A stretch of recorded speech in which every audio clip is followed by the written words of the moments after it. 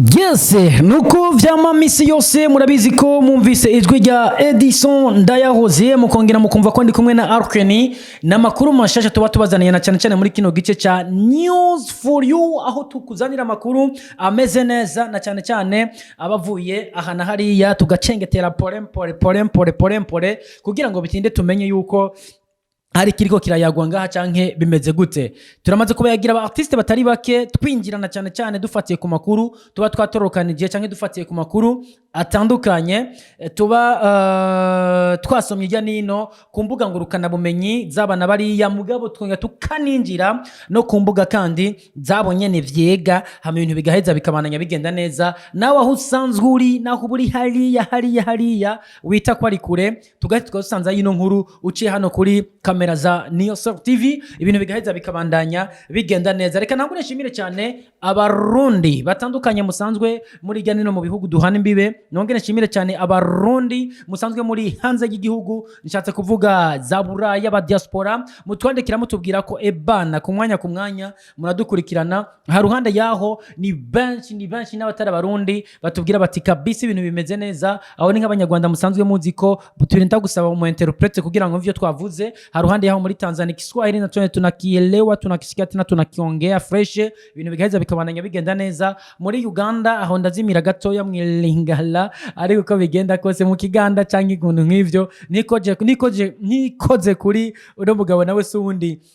yitwa Bawden Sinadeni usanga bigoranye ariko gato reka mvuge muri rusange nti abari mu muryango wa East African Community mwese reka ndababwire ko ndabalovinga reka ndababwire ko ndabakunda kandi cyane kano kanya reka nze kuri uno mugabo yitwa Satbi Karume Magonde yamenyekanye ku ndirimbo cyane indirimbo zubaka ubuzima nashitse kwisi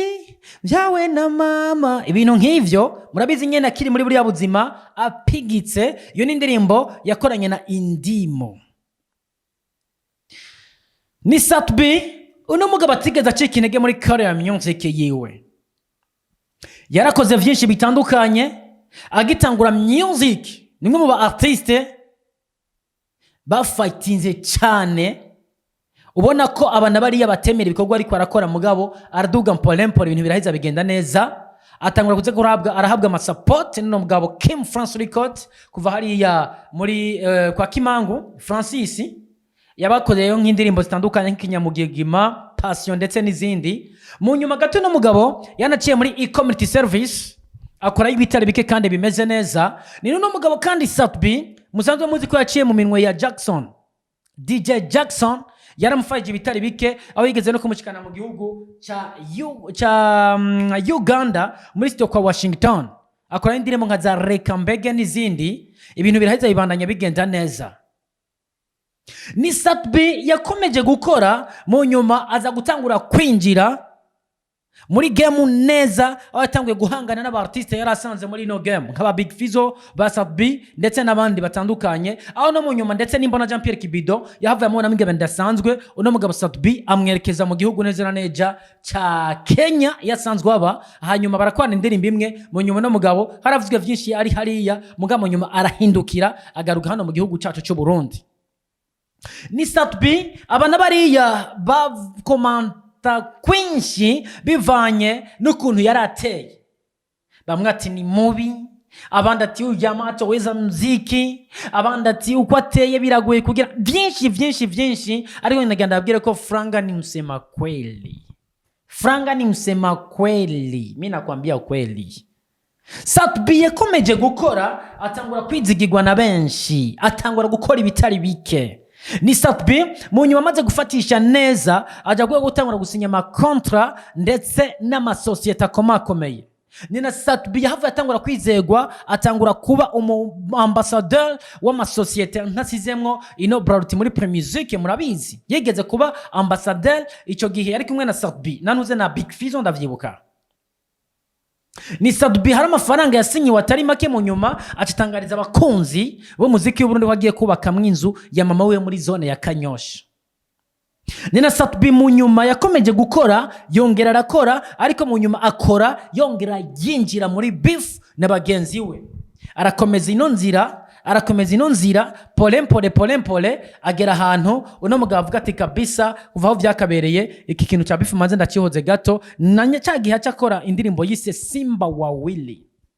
Ino ndirimbo ni indirimbo hanini yariko arasohora abavuga ko yariko araririmbira aba artiste babiri ico gihe bari bahanganye yari Lilo yari Big Fizzo ico gihe naho aza kugwamwo kuntu muga mu nyuma birakomeza ni Satbi mu nyuma yahavuye atangura kugaragara ko kabisa akanoti gatanguye kumuseruka abahora mu commentinga Satbi ni mbaya Satbi kona midomo mikubwa Satbi ameze kunuku mu nyuma bitangura guhera ntipe atangura kwizigirwa atangura gusinyira amamiliyoni menshi mu nyuma no mugabo atangura no kutangura kuba muma karti ya komakomeye ni Satbi mu nyuma yahavuye yerekeza mu gihugu cy'u Rwanda araba igihe kitari gito bivanye na crise twari dusanzwe turimwo anakuba no bitari bike na Urban Boys none mugabo Satbi mu nyuma yahavuye agaruka hano mu gihugu cy'u Burundi acagira gute akora igiteramo kidasanzwe cyabere kuri La Costa Beach ibintu biraza bibandanya bigenda neza amateka ya Satbi kino yadandagura ngo ndayaheze ni menshi ariko tagiye tubabwire ko ni numwe mu artiste kandi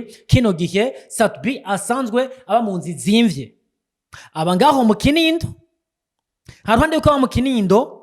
amatwa dusumira cyanke amakuru dufite yo kwizana no kwinzabamwo itari munsi y'Irakindwi ku kwezi ni Satbi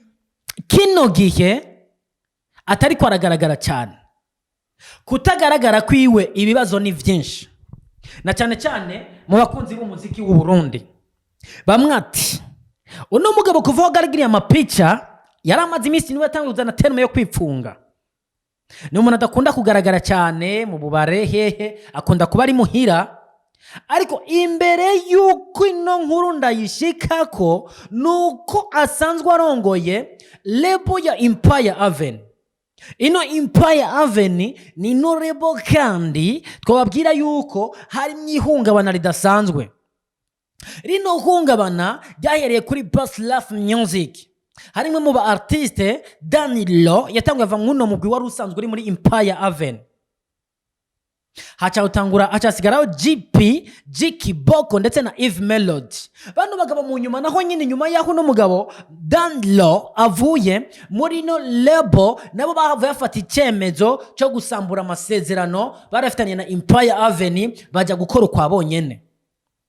abashatse kuvuga ku byahitiye kuri Empire Avenue imbere yuko ninjira ku byazazaniye abarundi n'abarundikazi cyangwa abakunzi b'umuziki w'u Burundi kuri uno mugabo Satbi. Best Laugh Music imaze kuva tuyibutse ko hari asanzwe hariyo Best Laugh Music hariyo uno mufasha canke uno yahoze ari umukunzi wa Satbi Bell Nice hariyo na Small Mama misi yarika banavuze yuko ari mu rukundo rudasanzwe none umugabo asanzwe ari manager wa Satbi canke manager wa Empire Avenue nawe sundi ni Can't Be.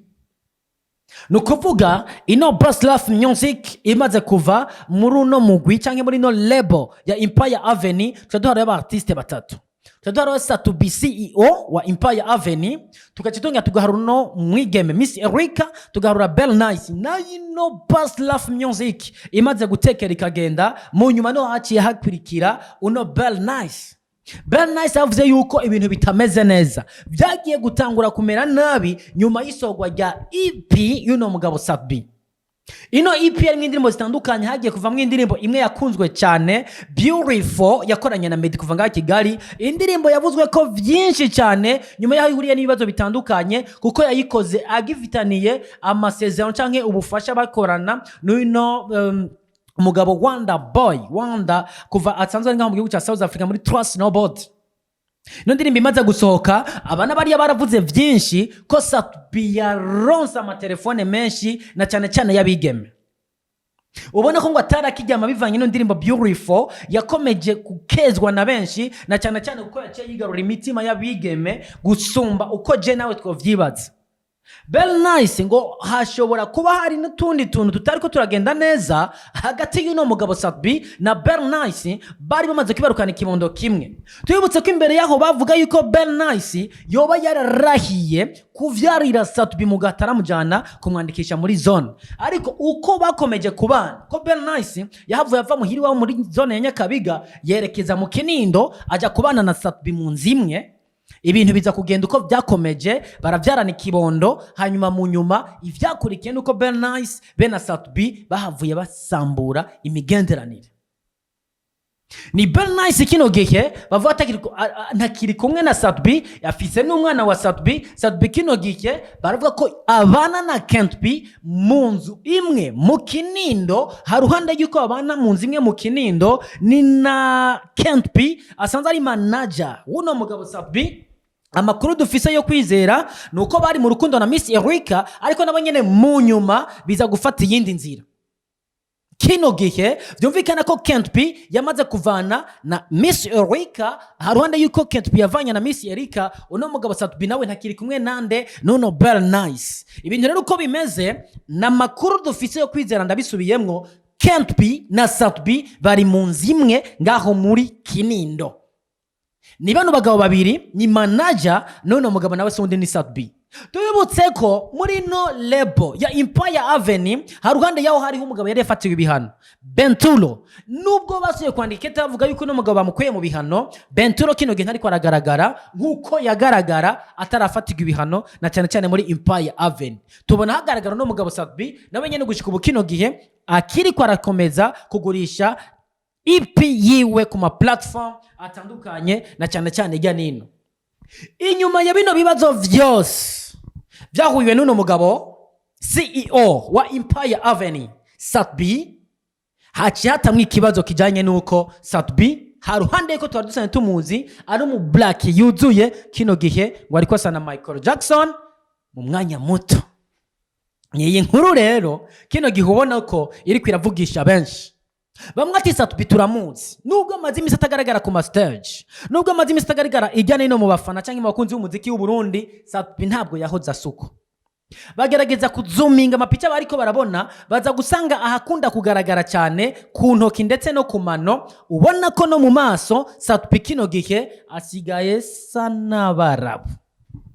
Bamwe ati na kanoti, abandi ati franga ni msema kweli, acha tongee franga ni msema kweli. Abandi ati wapi Satbi ari kwiyambiza. Bamwe ati Satbi yadekonye, abandi ati Satbi nyakagombye gukora bino bintu kuko turamufana kandi twakunda uko asanzwe ari, none why not kino gihe ariko arahinduka umuzungu, yihindura umuzungu kandi twasanzwe tuzi uko yari asanzwe ari. Satbi ntacyo yashimye kuvuga. Kandi bino bibazo abafana bariko baribaza vyaje Satbi bamaze imisi atagaragara mu media. Ni Satbi tuzi ko asohoye indirimbo yategerezwa gukora icyo no kwita media tour, ariko Satbi kino gihe nahirutse kugaragara mu media. Ni na Satbi kandi asohoye ikintu cyangwa yagize ikintu kimuvugwa ko TV online zamugendera, agatanga umuco agatanga iki. Ni Satbi kino gihe yipfunze muri vyose. Satbi nta hantu na hamwe kino gihe ariko aratangira amakuru yiwe turetse ku rubuga rwiwe rwa Facebook cyangwa Instagram. Ni Satbi ubona ko hari byinshi byahindutse ugerageje kurabana cyane cyane uko twadusana tumumenyereye. Kino gihe ari mu gacerere, ari calme sana. Satbi ari calme sana. Satbi kino gihe abafana baramukaniye kumubaza neza urukoba wahorana kare wagiye he. Bamwe ati kubera iki wiyambiza, na cyane cyane je nibazo iva mu bafana, kubera iki urashaka kwihindura umuzungu. Bamwe ati kubera ko ushaka kwihindura mu Michael Jackson, ati tugukunda uko nyene. Bamwe ati unasarisha, abandi kuna kuri ari kuvugwa byinshi ugerageje kuraba ku mapicha atandukanye agira kijya nino yavuzwe ko byinshi. Niyosel TV tuzobaha amakuru uko aguma agenda, kandi tugomba kuza turagaruka ku bintu bimwe tuba turiko turumva mu bafana. Satbi ari mu gacerere, Satbi ntacyo ariko aravuga, Satbi ntacyo ariko arashikiriza. Satbi kino gihe ari numiye. Nituzi n'iryari azova mu gacerere, nituzi n'iryari azozabwira icyo avuze, na cyane cyane mu kwishura ibibazo by'abafana bariko baribaza. Ariko uko ateba gutanga umuco, uko ateba kwishura abakunzi b'umuziki w'u Burundi, ni nako ibibazo bikomeza kuba byinshi. Magonde nakwambia ndi hatari. Nuko bisanzwe biri Satbi kino gihe, ahubwo ubu abana bari yifuza kumenya ati why Satbi, why Sat-B dusanzwe tuzi kera eske niyagaruka azoza tuvuga ko ari Sat-B cyangwa azoza tuvuga ko ari undi mu artiste avuye ahandi hantu? Bambwira ati franga ni msema kweli, acha mimi niseme ni franga.